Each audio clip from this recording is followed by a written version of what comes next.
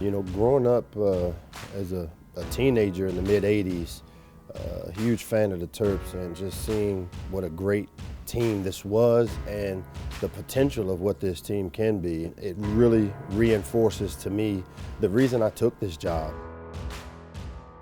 Rooting for this team and seeing how the dominance that they showed in the mid-'80s of winning 3 straight ACC championships at the time, those were the teams where I first remember the great Maryland programs. But then as a young assistant in the late 90s, early 2000s, having an opportunity to be a part of putting together the foundation of what I like to call the Renaissance years of Maryland football, when Coach Friedgen comes in and we win an ACC championship in year 1 of his tenure, and then have 3 straight years of 10-win seasons.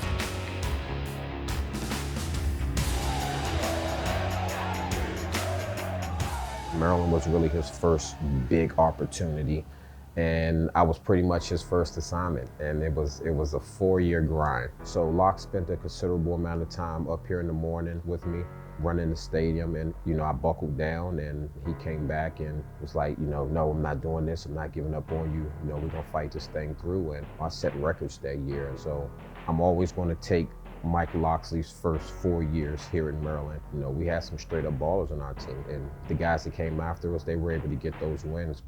Look, I'm telling you right now, that 2002 team that we had for them Terps can match up against anybody in the country, anybody. We surprised a lot of people, and I came here believing that we could be good right away, and we were. And I think that speaks to the level of talent that we had here, and it just took the right leadership, I think, to get us to that point. And I think that's a similar situation now. Is there's talent here at this school right now, and there's talent in this area coming in, but it takes the right person to lead us and point us in that direction. I think it's Coach Locksley. Coming back even in the mid-2000s as an offensive coordinator here and being a part of back-to-back bowl games. That thing we talk about, Maryland pride, it's real. And today, we will play with Maryland pride. Today, we will play with Maryland pride. My perception of Maryland, considering what I know and what I've been a part of, as opposed to an outsider who takes over this job, and they use the term of it being a sleeping giant. And I've been a part of awakening that giant and seeing that giant in full force. Yeah, I think he's had all the experience that you need, and going from working for Nick Saban to having previous head coaching experience, I think that's the type of stuff that makes the learning curve a lot faster.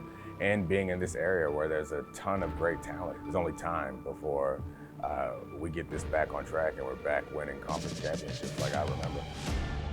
I have an opportunity to come into him in passing. He's almost like an urban legend around here. Like, everyone knows Locksley. As soon as I knew the job was open, I was for sure the leader of the Bring Locksley Back to Maryland campaign. I mean, he's perfect for the job. He's been able to bring what he learned and also his championship experience here to Maryland is huge. To come back to Maryland and just know that a guy is running a program that I personally have the ultimate confidence in. He's going to get ballers, and we're going to go on to be better men, and that's simply because of the things that Mike Locksley instills in us as one of his players.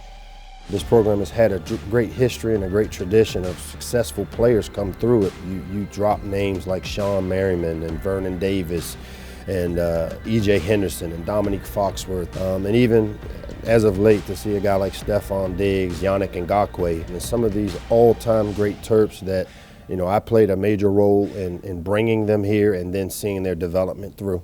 I am not here to build a winning team. No.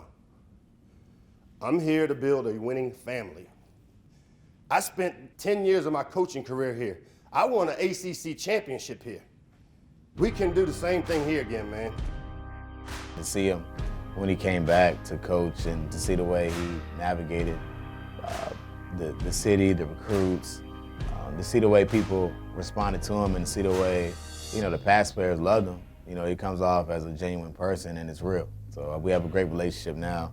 I can call him about anything, talk to him about anything, and he's honestly the perfect person for this Maryland team. Hey, so first game back, he's given a lot to us. He's showing us what he's all about, man. He gave it all we had. First game back, new year in Maryland. Game ball for Coach Locks. First game. This season, I couldn't have asked for a better coach for my senior year. I wouldn't be where I am without Coach Locke, especially on the football field. And even now, I had no aspirations of trying to train for pro day or go to the NFL. But after the last game, Coach Locke pulled me to the side and said, hey, listen, you know, you're smart, tough, reliable. You've done that for our team this year, and any team would be lucky to have you. It would be a shame if you didn't at least give it a shot. And so it was just that type of inspiration that now I'm training. Hopefully, maybe we'll give a shot at the next level. I just take so much pride when I'm able to talk about the success these guys have had, how much they've matured in our program and in our system. You can stay right here at home and be a part of the University of Maryland and still have those opportunities, and it's been proven by the success our players have had at the next level. The tradition and the lineage of like the state of Maryland and what we represent in football is really impressive.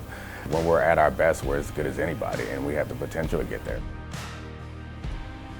You know, not everybody has to be a five-star player to go on to have great success, and we've had the opportunity here because of the talent in this area and how talent-rich this area is to bring players in and develop them to their full potential so that when they leave here, again, they're the best version of themselves because of the time they spent being a Terp.